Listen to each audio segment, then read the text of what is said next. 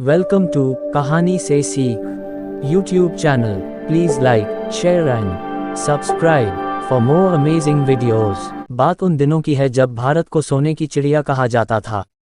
17वीं शताब्दी में अंग्रेज व्यापार करने भारत आए। उस समय यहाँ मुगलों का शासन था। धीरे धीरे अंग्रेजों ने व्यापार के बहाने अपनी सैन्य ताकत को बढ़ाया और कई राजाओं को धोखे से युद्ध में हरा के उनके क्षेत्रों को अपने अधीन कर लिया। 18वीं सदी तक ईस्ट इंडिया कंपनी के नाम से अपना वर्चस्व स्थापित कर अपने आसपास के क्षेत्रों को वशीभूत कर लिया। हमें एहसास हो चुका था कि हम गुलाम बन चुके हैं। हम अब सीधे ब्रितानी ताज के अधीन थे। शुरू में अंग्रेजों ने हमें शिक्षित करने या हमारे विकास का हवाला देकर हम पर अपनी चीज़ें थोपना शुरू किया। फिर धीरे धीरे वह उनके व्यवहार में शामिल हो गया और वे हम पर शासन करने लगे। अंग्रेजों ने हमें शारीरिक, मानसिक हर तौर से प्रताड़ित किया। इस दौरान कई युद्ध भी हुए, जिसमें सबसे प्रमुख था द्वितीय विश्व युद्ध, जिसके लिए थोक के भाव में भारतीयों की सेना में जबरन भर्ती की गई। भारतीयों का अपने ही देश में कोई अस्तित्व नहीं रह गया था। अंग्रेजों ने जलियांवाला बाग जैसे नरसंहार को भी अंजाम दिया और भारतीय केवल उनके दास मात्र बन के रह गए थे। इस संघर्षपूर्ण वातावरण के बीच 28 दिसंबर 1885 को 64 व्यक्तियों द्वारा राष्ट्रीय कांग्रेस पार्टी की स्थापना की गई, जिसमें दादा भाई नौरोजी और एओ ह्यूम की महत्वपूर्ण भूमिका रही और धीरे धीरे क्रांतिकारी गतिविधियों को अंजाम दिया जाने लगा। लोग बढ़ चढ़कर पार्टी में भाग लेने लगे। इसी क्रम में भारतीय मुस्लिम लीग की भी स्थापना हुई। ऐसे ही कई दल सामने आए और उनके अतुल्य योगदान का ही नतीजा है कि हमें स्वतंत्रता प्राप्त हुई, जिसके लिए कई वीरों ने गोली खाए और कईयों को तो फांसी हुई, कई माँओं की कोखें रोईं तो कुछ भरी जवानी अभागन हुई।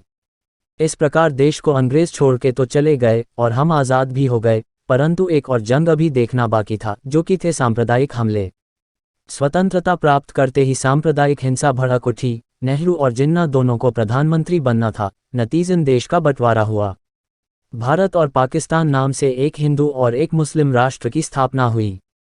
गांधी जी की मौजूदगी से इन हमलों में कमी तो आई, फिर भी मरने वालों की तादाद लाखों की थी। एक तरफ आज़ादी का माहौल था तो वहीं दूसरी ओर नरसंहार का मंजर। देश का बंटवारा हुआ और क्रमशः 14 अगस्त को पाकिस्तान का और 15 अगस्त को भारत का स्वतंत्रता दिवस घोषित किया गया। आज़ादी एवं बंटवारे के बाद हम हर वर्ष स्वतंत्रता दिवस को अपने अमरवीर जवानों एवं दंगे में मारे गए निर्दोष लोगों को याद करके मनाते हैं। अमर जवानों की कोई निश्चित गणना नहीं है, क्योंकि इसमें बच्चों से लेकर बूढ़ों तक सब शामिल थे। पूरा देश एकजुट था, तब जाकर ये सपना साकार हुआ। हाँ, कुछ प्रमुख देशभक्त ऐसे थे जिन्हें नज़रअंदाज नहीं किया जा सकता, जैसे कि भगत सिंह, सुखदेव, राजगुरु जिन्हें फांसी हुई, लाला लाजपत राय, बाल गंगाधर तिलक, सुभाष चंद्र बोस इत्यादि। महिलाएं भी इस काम में पीछे न थीं, जैसे कि एनी बेसेंट, सरोजिनी नायडू व कई अन्य। यह पर्व हमें अमरवीरों के बलिदान के साथ साथ इतिहास को न भूलने का स्मरण कराता है, ताकि दोबारा किसी को व्यापार के बहाने शासन का मौका न दिया जाए और आज के युवा पीढ़ी का परिचय उनके गौरवपूर्ण इतिहास से कराया जाए। भले ही स्वतंत्रता दिवस मनाने के सबके तरीके अलग हों, मकसद एक ही होता है।